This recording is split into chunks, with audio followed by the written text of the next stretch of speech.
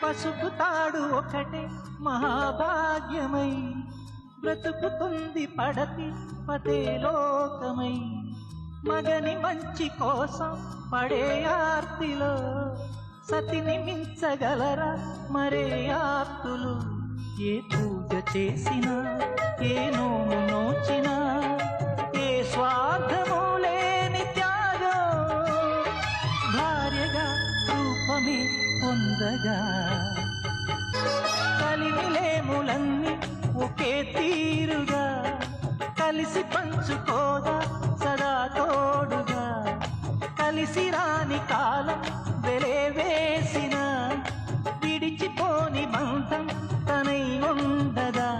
సహధర్మచారిని సరిలేని వరమని సత్యాన్ని కనలేని నాడు మోడుగా మిగలడా పురుషుడు.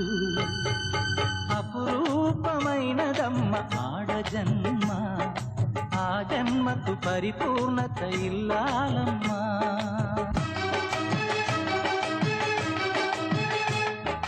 మగవాని బ్రతుకులో సగపాలు తనదిగా జీవితం అంకితం చేయగా. కార్యేషు దాసీ కరణేషు మంత్రీ